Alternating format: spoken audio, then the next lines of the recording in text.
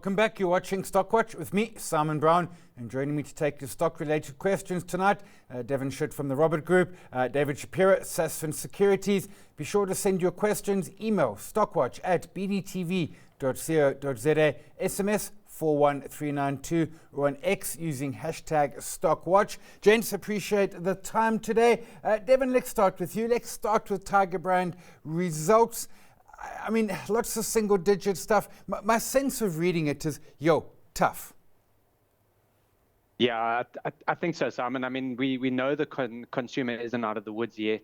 You know, at kind of a national level, things might feel better, but on the ground, guys are really still struggling with a tough old time there. I mean, revenue barely moved for Tiger.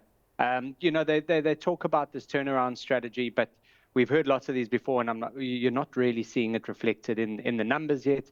They managed to squeak out, I think it was a 4% rise in HEPS there. But yeah, if you kind of dig into the numbers, most of the increases came from price inflation. That was at 7%, but volumes declined. So yeah, exactly right. Very little to write home about. And I think in a tough environment, unfortunately, that brand loyalty that Tiger really pegs their hat onto becomes less important. Yeah, David, you've taken Tiger, and I agree with Devin there. You know, ginger biscuits are ginger biscuits, man. I don't need the expensive ones from Tiger. I can get the cheap house brand. I think Alec Abraham is an analyst, and that he was complaining that the chocks are no longer chocolate anymore. You know, they're now something else, some derivative, which I think was fairly stated by Chart Kruger. He said, you know, we're going to look at every recipe and try and increase margins and cut costs and that. But you do that under pressure. Yeah. And I think Devin gave the numbers. They're in a tough environment. Simon, that's why I'm going for the retailers. I prefer to go to the retailers who sell the goods rather than the people who have to make the goods. And, you know, Tigers is not a fast-moving consumer goods company. It's actually a commodity business. You know, peanuts and maize and rice and pasta and bread. You know, maize. You know, wheat. It's a difficult business. Yeah, it is. And we've seen, certainly, I mean, chocolate, cocoa was at all-time highs earlier this year, hence lessen the recipes, perhaps. David, let's stay with you. We had Sygnia results out as well. I mean, Sygnia. Not a heck of a lot happening there, but certainly folks with assets under management are seeing those rise, in part because the market rises, and that should make for more profits, or is it's still more fun in a retailer? I prefer the retailers. No, but you know what worries me about the competition is that it's becoming tougher and tougher for us to sell our products. I know that you've got a lot of pension funds out there and so on, but even so, the pie's not getting bigger.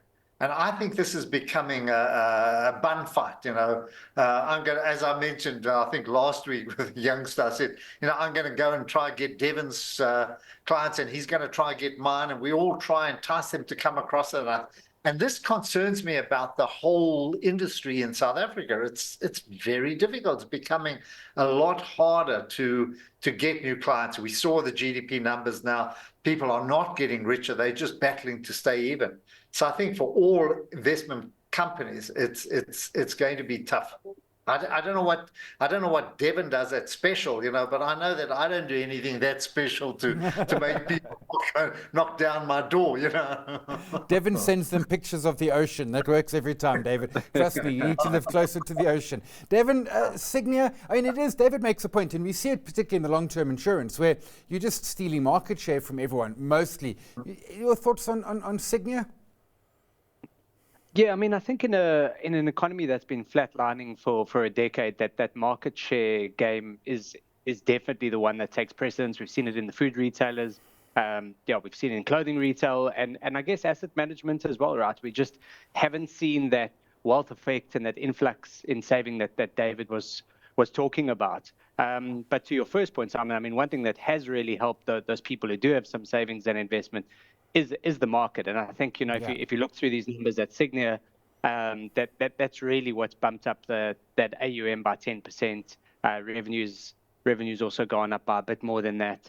I was looking yesterday, and if you've been an investor just in the S&P since the beginning of last year, your capital has grown by more than 50%. So, asset managers have been beneficiaries of that. And I think that's great. And obviously savers and investors. But yeah, it's a tough old game to create kind of new savers coming into the market. And that's why you're seeing these high level consolidations like Sanlam and 91 and the deal that was recently announced. Yeah, let's say with you, Devin. Question coming through around motor vehicle sales, highest in 20 months.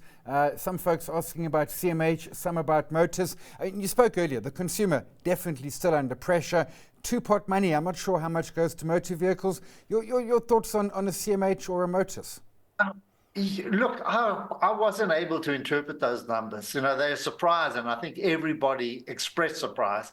So it's a matter of sustainability of those, whether they can continue, and what really drove new vehicle sales. Might be fleet management. It just might be getting ahead, ready for the holiday season. That motor hires are lease companies are buying more. I don't know what it was, and the question is whether it's sustainable. And I've converted to being a second-hand car salesman. I just simply looking at the price of those cars, you can understand why We Buy Cars is probably doing better than everybody else. Yeah. So yeah, I'm inclined to say, okay, if I'm going to go for a motor vehicle, and this is something completely different for me because I haven't been a supporter, maybe We Buy Cars, but yeah, I don't know. I haven't got any strong opinions on it. Still trying to work out, how this happens and what's likely to happen next month. Devin, certainly to your point, consumer is still under pressure.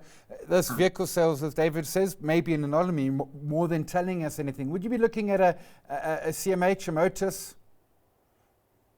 Simon, no, not yet. Why those ticked up, I'm not entirely sure. Is off a low base, but yeah, a big ticket item like a new car. You really got to be feeling pretty confident about your personal finances, and I just don't think we're there yet. That potentially does change at some stage, but I wouldn't be fishing for the bottom of it.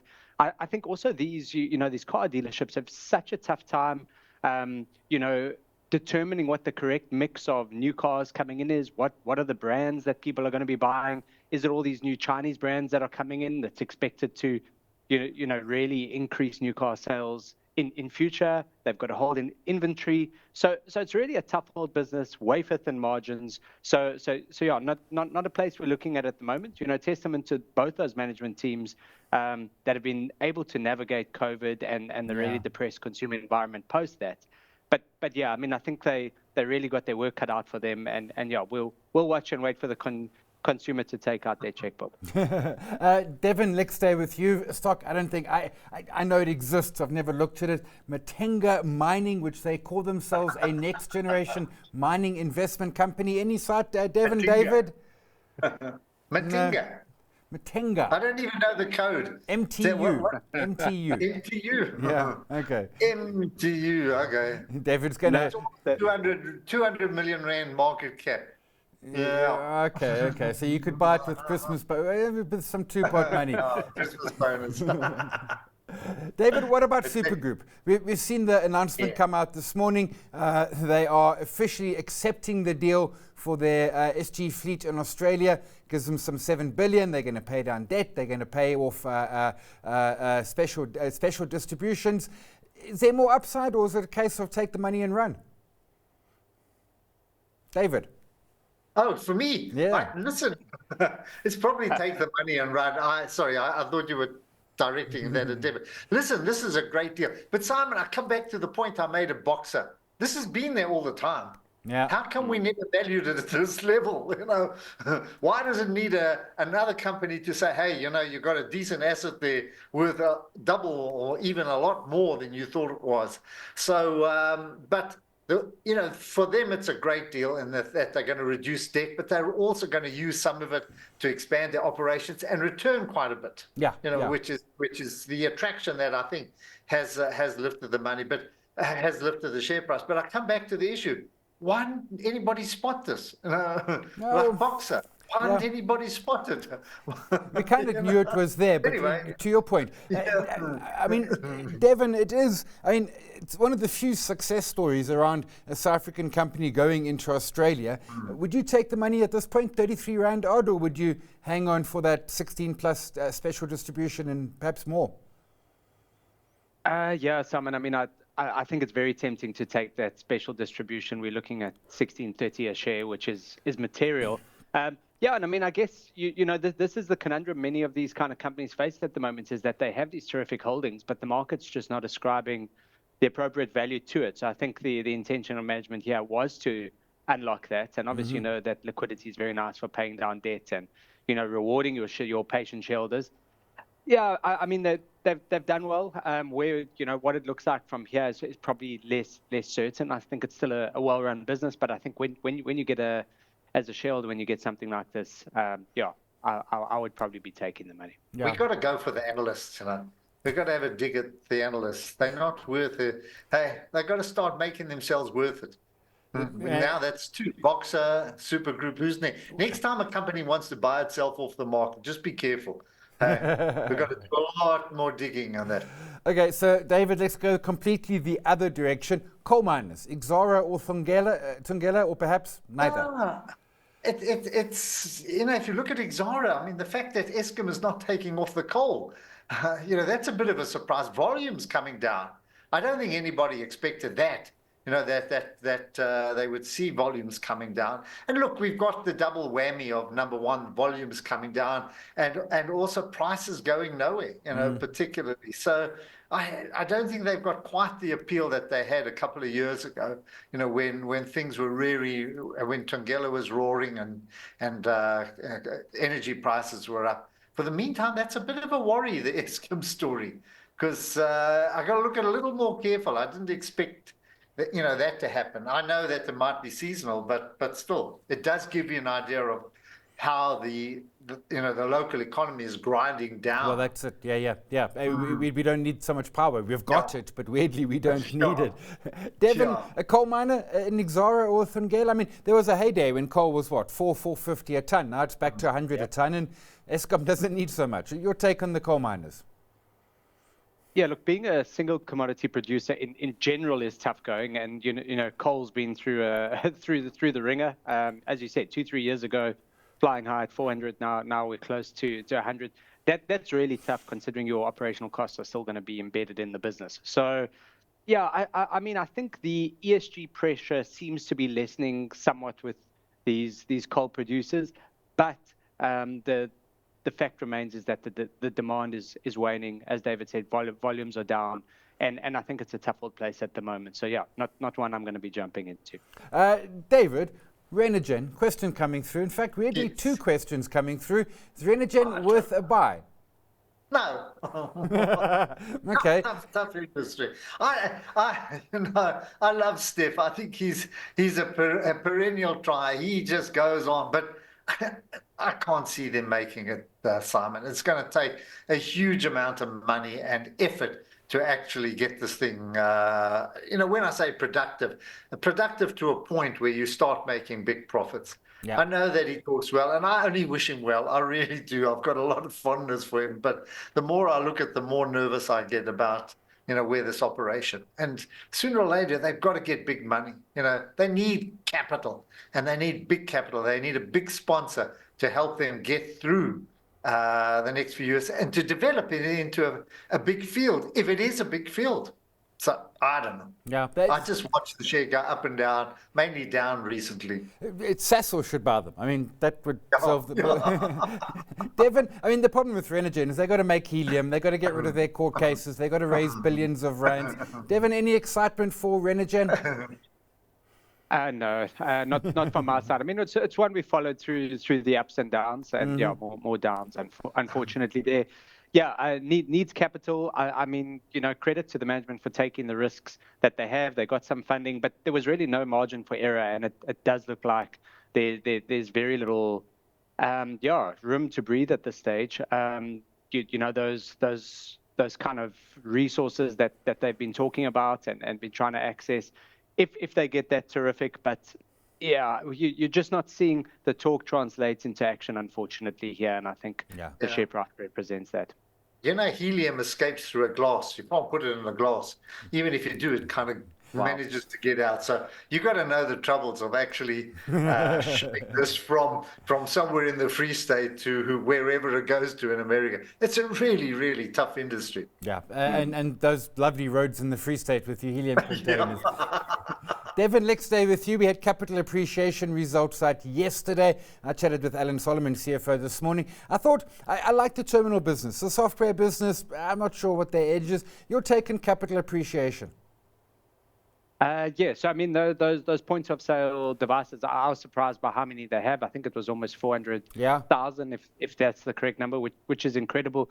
That's really nice, kind of incremental annuity business there. But yeah, the software business is tough, right? You're going out there, you're an on seller, and yeah, you just don't stop working. And as bright as they might be, we just we were chatting, just where's the edge? That's highly competitive and just very difficult to keep a sustainable advantage. David, capital appreciation? I'm a little disappointed because, in my view, and I was looking at Salesforce's numbers and that, and it's also, I know it's up and it had decent results, but my view is that companies would come to software businesses like capital appreciation, say, we want to position ourselves using AI or going onto the cloud, and yet it's not happening at the pace we thought it would. And I think a lot of businesses have positioned themselves for it, but not seeing companies actually laying out the money and wanting to do it or having the courage to go out and give it a tonk. So, for me, the big story was, yes, you've got to be on the cloud. And now, you've got to have an AI application. But it's happening a lot slower than we imagined. So just disappointing that business is not, giving the returns that we thought it would. Yeah. Although, as you say, handset's doing great. David, let's stay with you. Clothing retailer. What's your preferred clothing retailer in the JSE? I'm not sure. I think they will run ahead of themselves. Put it that way. That's my worry. Is that I think we've got very good operations. We've always had solid retailers, whether it's Truworths, whether it's Foschini, Mr. Price, and that. But just looking at the numbers they're producing, where the share prices are, I'm getting a bit concerned. And so from that point of view, if I had to choose, probably Foschini. I like Foschini. I like the operation. I like where management's taking the company and that. But you're not buying these things cheap. Yeah. And yesterday's, again, a reminder from our GDP numbers. Things are tough out there. And anyway, but still good operations, well managed, but I think expensive at these levels. Yeah, I mean, Devin, I think Mr. Price, including dividends, is almost 90% year to date, which as a holder, I'm loving, but I'm also a bit scared of. Would you be buying a clothing retailer at this point? If so, which? Or is it maybe time to take some profits? Yeah, I wouldn't be buying. If I was a holder, I would be sitting tight because I think they are still well-run businesses. My pick here is Mr. Price. I think they are going to be well-positioned in the LSM they operate in when we finally do get this economic growth, hopefully trickle down and, hit that larger mass market there. Cash business, lovely margins there, some meaningful acquisitions that are really starting to become earnings accretive. So yeah, they've done well, flying high at the moment. So no need to rush in. But yeah, we've got some very savvy operators, and for me, Mr. Price is the pick. It was so interesting with the numbers that came out of Capitec on Black Friday. I mean, where was the money spent? According to them, it went to Takealot, Shein, and what was the third? And ShopRite. That's right. Yeah. So you know where the money's going. I think ShopRite is probably physical because you've got to go into the stores and probably buy. But the others are online, Takealot and Shein. So I don't know. I'm sure the clothing manufacturers did well, but I think the food operators are probably taking the bulk of the money at the moment. So, David, you mentioned Capitec. Question coming through. Does the panel think Capitec can continue to outperform its peers? Yes. Okay. Just a brilliant operation, simply because of that. I think it's got its customer base. they line up. It's just knocking everybody else. I know it's expensive.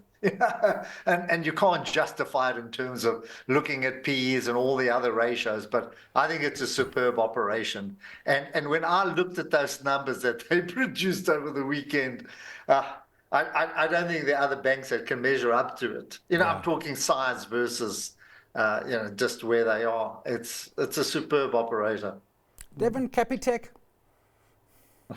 Simon, I've been on the wrong side of history for this one for feels like a decade now because it's been expensive. But to David's point, what a terrifically run business, and they just seem to be one step ahead of the game in terms of growing that very loyal consumer base, moving away from kind of the transactional banking now, value-added services, lending, all of that. They're just so well done. So yeah, I think I'm a bit salty that I wasn't in there 10 years ago, but they just continue to deliver, and you cannot ignore that. And I think any weakness in the stock is a great opportunity to get exposure. So I've got a great question here from Sykhle. He's saying, is it prudent to, for lack of a better word, invest into some companies with questionable business models? He says, I'm not calling them Ponzi's, but the likes of MicroStrategy, etc. What he's basically saying, David, take 5% of your portfolio, put it into some perhaps high-risk businesses, 5 of them. If they go to zero, but they could 10x or even 100x. Is that a fair shout for an equity investor? Just choose them. And maybe 5, 10 of them take small stakes in them, because you only need one to be an NVIDIA or something like that. A lot of them are going to fall by the wayside, but it's not bad. Just measure your risk. Yeah, keep it small. Don't get too carried away. If you know it's only 5% of your investment or 10%, just leave it there and understand the risks that you are taking. Ponzi schemes, yeah. I mean, Devin, everything about this, my body is screaming no, but Sikhle's got a point here, where if it's 5% of your portfolio, 0.5% allocated to each company, I mean, how terrible an idea is it? Look, I think you've got some protection and risk management if they're listed companies, right? You're not buying the neighbor's plumbing company. But that being said, even with the accounting standards and all that, we've seen disasters. But you mentioned MicroStrategy specifically. Yes, you either agree or disagree with the business model, where it's a kind of a software business, but really it's just a geared play on Bitcoin that they hold on their balance sheet. How we play this, we've got some in our global fund, and what we do is we do it through an ETF. There's an ETF listed on the NASDAQ called Block, and that gives you exposure to a basket of companies that use blockchain technology, of which MicroStrategy is one of their top 10 holdings. So, in the greater scheme of things, pretty small. And I think David said it, how you manage the risk with a lot of these is position sizing. So, nothing that will cause you sleepless nights, or if things do turn sour, really hurt the portfolio. But there are opportunities here. And, that particular holding, that Block holding for us, has been our top performer in our global fund last year and this year, but at a very, very conservative allocation. So I think manage your risk first, and then, if you're not wrong, the upside takes care of itself. Yeah, and I like your point. Listed, not your neighbor's cousin's best friend's laundromat. Let's go to stock picks. Devin, you're going with Renergen again. Yeah, I'm going to be boring today, but oftentimes that's the best in investing.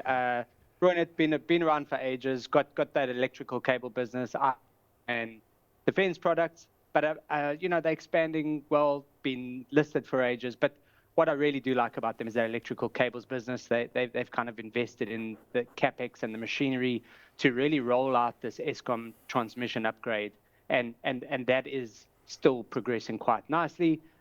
Great profit margins, excellent balance sheet, not a lot of debt around, and so I think well positioned for the future. Yeah, listed 1948, which I think makes it older than David. David, you're going with... No, I'm 1 year older than it. Okay. 1 year. 1 year. I'm a 47 baby. Yeah. They were founded in 1888, so that beats everyone here. David, you're going with ASML, the little Dutch company that makes chips. Yeah, they've suffered a bad year, but we knew it was going to happen. We knew there'd be a slowdown simply because of the demand for non-AI chips. But I think as time goes by, the AI chips are going to become more important. And I also think pressure is going to come off them from regulatory point of view from America. So it's a superb business. Without that, without ASML, there is no AI. And from that point of view, I think things are going to start improving now. I'm still a tech freak. I'm still a tech junkie. I still think it's going to lead the way.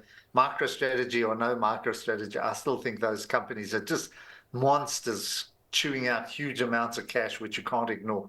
Yeah. So yeah. Yeah, and they do the ultraviolet lithography, which without it, we ain't got no tech. Like they do the small chips. So I take your point in that. We leave it there for tonight's Stock Watch. Thanks to our guests, Devin Shutte from Robert Group, David Shapiro from Sasfin Securities. Up next, the close. Stay tuned.